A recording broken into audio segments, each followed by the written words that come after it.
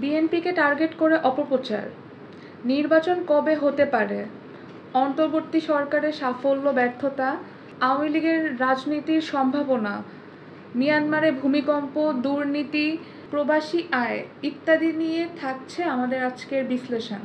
প্রিয় দর্শক শ্রোতা বন্ধুরা, ডিবেট উইথ রানা চ্যানেলের পক্ষ থেকে আপনাদেরকে জানাচ্ছি শুভেচ্ছা ও স্বাগতম। আশা করি আপনারা সবাই ভালো আছেন এবং আমাদের আজকের আয়োজন সাপ্তাহিক সংবাদ বিশ্লেষণ। আজকে আমাদের সঙ্গে অতিথি হিসাবে রয়েছেন বিএসএস অর্থাৎ বাংলাদেশ সংবাদ সংস্থার সিনিয়র সাংবাদিক জনাব জহিরুল হক রানা এবং উপস্থাপনায় আমি রয়েছি রানা আঞ্জুম জয়ী। জনাব রানা, আপনাকে স্বাগতম। স্বাগতম আপনাকে, স্বাগত দর্শক সমাবন্ধের। আপনার প্রতি আমার প্রথম প্রশ্ন, বিএনপিকে টার্গেট করে অপপ্রচার চালানো হচ্ছে বলছেন দলটির মহাসচিব মির্জা ফখরুল ইসলাম আলমগীর। এই অভিযোগের সত্যতা কতটুকু? হ্যাঁ, সত্যতা আছে। উনি বলেছেন যে বিএনপি সংস্কার চায় না, নির্বাচন চায়। আসলে এটা সত্য নয়। উনি বলছেন যে বিএনপি সংস্কার তো তার 31 দফা আগেই বলেছেন এবং এখনও তারা বলছেন যে নির্বাচনের জন্য যেটুকু সংস্কার দরকার সেটুকু সংস্কার করেই নির্বাচন করতে হবে। প্রধান উপদেষ্টা বলেছেন যে সংস্কার কম হলে ডিসেম্বরে নির্বাচন হবে, বেশি সংস্কার হলে জুনে নির্বাচন হবে। আরেকটা অপপ্রচার আছে বিএনপির বুদ্ধি, বিএনপি চাঁদাবাজি করে কিংবা দখলবাজি করে ইত্যাদি, এগুলো কতগুলি ছাত্র এবং আরও কিছু দলের পক্ষ থেকে বারবার এই অভিযোগগুলো করা হচ্ছে। এগুলো আংশিক সত্য, আংশিক মিথ্যা। টার্গেট করে বিএনপিকে অপপ্রচারটা করা হচ্ছে। কিছুক্ষণ আগেও আমরা একটা বিষয় নিয়ে আলোচনা করছিলাম, সেই আলোকে একটা প্রশ্ন করব। কিছুদিন আগেও বর্তমান অন্তর্বর্তী সরকারের নানা ব্যর্থতার কথা বলা হচ্ছিল। এখন একটা প্রভাবশালী দল তারা সরকারের গুণগান করছে, বিশেষ করে প্রধান উপদেষ্টা ডক্টর মোহাম্মদ ইউনূসের, এবং বলা হচ্ছে এই সরকারটার আরও 5 বছরের জন্য থাকা দরকার। কেন একটি অনির্বাচিত সরকারকে এতদিন ক্ষমতায় থাকতে হবে?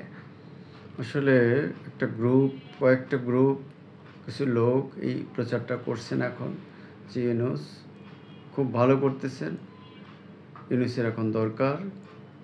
ফেসবুকে আমরা বিভিন্ন পোস্ট দেখছি, দেশে বিদেশ থেকে বিভিন্ন ভিডিওতে এই প্রচারটা দেখছি। আসলে এটা এভাবে হওয়া উচিত না। প্রধান উপদেষ্টা ডক্টর মোহাম্মদ ইউনূস পরিষ্কারভাবে বলেছেন, তার দপ্তর থেকে বলা হয়েছে যে দলগুলোর আলোচনার ভিত্তিতে এই সিদ্ধান্তগুলো হবে। একটা নির্বাচনের ডেট পরিষ্কারভাবে সরকার জানাবে। 2টা ডেট অলরেডি বলা হয়েছে, আগামী ডিসেম্বর এবং জুনে। অতএব অন্য পক্ষের এই ধরনের প্রচারটা ঠিক না। এটা দেশের জন্য কল্যাণকর হতে পারে। একটা অনির্বাচিত সরকার অনির্দিষ্ট সময় ক্ষমতা থাকতে পারে না। দেশে নৈরাজ্য, অরাজকতা বা অনেকগুলো সমস্যা তৈরি হবে। কারণ এই সরকারের বিরুদ্ধে অর্থাৎ আওয়ামী সরকারের বিরুদ্ধে যে আন্দোলনটা হয়েছে মূলত একটা সুষ্ঠু নির্বাচনের জন্য। ফলে সুষ্ঠু নির্বাচনটা দরকার এবং সংস্কারও দরকার, তবে একটা পরিপূরক নয়, পাশাপাশি হতে পারে। ধন্যবাদ। জামায়াতে ইসলামী এবার ক্ষমতায় যাওয়ার জন্য মরিয়া হয়ে মাঠে নেমেছে বলে মনে হচ্ছে। অবশ্য তাদের সরকার এবং ছাত্রদেরও অর্থাৎ এনসিপি সমর্থন করতে দেখা যাচ্ছে। বিএনপি এবং সমমনা দলগুলো ক্রমাগত অবিলম্বে নির্বাচন দাবি করছে। তারা আন্দোলনের হুমকিও দিচ্ছে, সমঝোতার বদলে বিরোধ করছে। ডিসেম্বরের বা পরবর্তী জুনে নির্বাচনের সম্ভাবনা কতটুকু বলে মনে করেন আপনি? এই অবস্থায় সম্ভাবনাটা কমে যাচ্ছে, যেহেতু ডক্টর মোহাম্মদ ইউনূসকে আরও বেশি সময় ধরে ক্ষমতায় রাখার একটা চেষ্টা, বক্তব্য, বিবৃতি আমরা লক্ষ্য করছি। পাশাপাশি ছাত্রদের তরফ থেকে এবং জামাত ইসলামের তরফ থেকে আগে সংস্কার পরে নির্বাচন এ ধরনের কথাবার্তা আসছে বারবার, এবং নির্বাচন হলে সংস্কার হবে না এই ধরনের একটা অপপ্রচার চালানো হচ্ছে। ফলে এই সময়ের মধ্যে নির্বাচন হওয়ার সম্ভাবনা অনেকটা কম বলেই আমার কাছে প্রতীয়মান হচ্ছে। বর্তমান প্রেক্ষাপটে আওয়ামী লীগ এদেশে রাজনীতি করতে পারবে কি না, তাদের ভবিষ্যৎ রাজনীতির ধরন কেমন হওয়া উচিত, বিএনপির সঙ্গে তাদের সম্পর্ক কেমন হতে পারে? আওয়ামী লীগের যে ঘটনার প্রেক্ষিতে আওয়ামী লীগের এই করুণ বিদায় হয়েছে, এত লোকের হত্যা, রক্ত, গুম, খুন, জেল, জরিমানা, নির্যাতন, এরপরে এরকম একটি ফ্যাসিবাদী দলের রাজনীতিতে ফিরে আসাটা খুবই কঠিন। তবে একটি রিফাইন্ড আওয়ামী লীগ দেশে রাজনীতি করার সম্ভাবনা নিয়ে আলোচনা চলতেছে। কিন্তু সরকারের তরফ থেকে বলা হচ্ছে যে আওয়ামী লীগেরও রাজনীতি করতে পারবে কি পারবে না এই সিদ্ধান্ত সরকার একা নেবে না, এগুলো দলগুলো আলোচনার ভিত্তিতেই সিদ্ধান্ত নেবে যে এরকম একটি ফ্যাসিবাদী দলের অন্তর্ভুক্তিমূলক নির্বাচনের কথা বলে দেশের রাজনীতি করার সুযোগ দেওয়া যায় কিনা। তবে দলটার নিবন্ধন বাতিলের চিন্তাভাবনা চলতেছে এবং এটা আদালতের মাধ্যমে নিষিদ্ধ হতেও পারে, আবার নাও হতে পারে, দুটো সম্ভাবনাই আছে। ধন্যবাদ। শুক্রবার মিয়ানমার সহ দক্ষিণ পূর্ব ও দক্ষিণ এশিয়ার 8টি দেশে শক্তিশালী ভূমিকম্পে 1.5 সহস্রাধিক লোকের প্রাণহানি ঘটেছে। বহু ভবন, সেতু, রাস্তা ভেঙে পড়েছে। ধীর গতির উদ্ধার অভিযান, মৃতের সংখ্যা বাড়তে পারে। বাংলাদেশের জন্য কতটা হুমকি এবং করণীয় কী বলে আপনি মনে করেন? মিয়ানমারে যে ভূমিকম্পটা হয়ে গেছে সেখানে ব্যাপক ক্ষয়ক্ষতি হয়েছে, যোগাযোগ ব্যবস্থার অনেক ক্ষতি হয়েছে, মানুষের ক্ষতি তো হয়েছেই, ভবন, সেতু, রাস্তাঘাট। এর ধাক্কা সেদিন বাংলাদেশে অনুভূত হয়েছে। এরপরে আফটারমাথ যেটাকে বলে সেটা হয়েছে। ফলে বাংলাদেশ খুব নিকটবর্তী হয়, এখানেও ঝুঁকি অনেক বেশি, বিশেষ করে উত্তর এবং পূর্বাঞ্চলের। সতর্কতামূলক ব্যবস্থা হিসেবে যে ভবন কোড, অর্থাৎ ভবনগুলো ভূমিকম্প সহনীয় মাত্রায় করতে হবে এবং ভূমিকম্পের যে ক্ষয়ক্ষতি তার দ্রুত উদ্ধার কাজের জন্য যন্ত্রপাতি যেগুলো দরকার সেগুলো রাখতে হবে এবং মানুষকে এই ব্যাপারে সচেতন করতে হবে যাতে ক্ষয়ক্ষতি কম হয় এবং হলেও সেটা যাতে দ্রুত কভার করা যায়। ধন্যবাদ। নির্বাচন কবে নাগাদ হবে তা কোনো তরফ থেকে স্পষ্ট করে বলা হচ্ছে না। ফলে জনমনে এবং রাজনৈতিক দলগুলোর মধ্যে নির্বাচন বিলম্বের আশঙ্কা রয়েছে। আপনি কি মনে করেন? একটু আগেই এ সম্পর্কে বলেছি। আসলে সার্বিক বিষয়গুলো বিশ্লেষণ করলে দেখা যায় যে নির্বাচন ডিসেম্বরে কিংবা জুনে হবে বলে যে কথা বলা হচ্ছে, বিএনপি বা তার সমমনা দলগুলো একেবারেই এটা বিশ্বাস করে না। ফলে তারা বারবার নির্বাচন অবিলম্বে চাচ্ছে। আর ছাত্র, জামাত সহ অন্যান্য দলগুলোর পক্ষ থেকে নির্বাচন পরে দিয়ে সংস্কারের কথা বলা হচ্ছে। ফলে এই ডেটে নির্বাচন যে হবে কি না সেই বিষয়টা নিয়ে এখনও পরিষ্কার নয়, জনগণের মনে অস্পষ্ট ধারণা।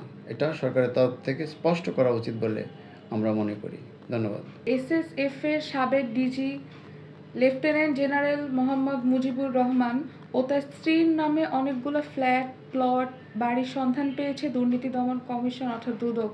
সামরিক, বেসামরিক, আমলা, ব্যবসায়ী সহ বহু লোকের অঢেল বেহিসাবি সম্পদ পাওয়া যাচ্ছে। এই হরিলুট কেন? এই পথ বন্ধ ও সম্পদ উদ্ধারের উপায়গুলো কী কী? আসলে কত সরকার, অর্থাৎ ফ্যাসিস্ট আওয়ামী সরকার, তার ফ্যাসিস্ট শাসন ব্যবস্থা চালু রাখার জন্য সরকারের যে বাহিনীগুলো, আমলা, ব্যবসায়ী, রাজনীতিক, এদেরকে নানান ধরনের সুবিধা দিয়েছে। ফলে এরা জনগণের করের টাকা মেরে নিজেদের সম্পদ বাড়িয়েছে।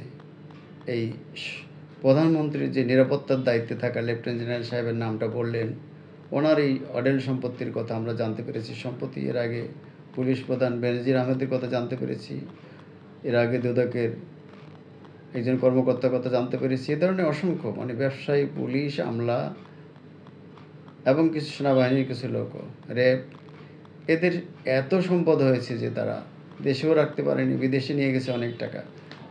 লাখ লাখ কোটি টাকা পাচার হয়েছে, ব্যাংকগুলো খালি হয়েছে। এগুলো উদ্ধার করতে হবে, সরকারের সেই কার্যক্রম গ্রহণ করতে হবে, বিদেশ থেকে নিয়ে আসতে হবে এবং সেগুলো এনে দেশের সাধারণ মানুষের কল্যাণে এগুলো ব্যয় করতে হবে। সেই প্রচেষ্টা সরকারকে গ্রহণ করতে হবে। ধন্যবাদ।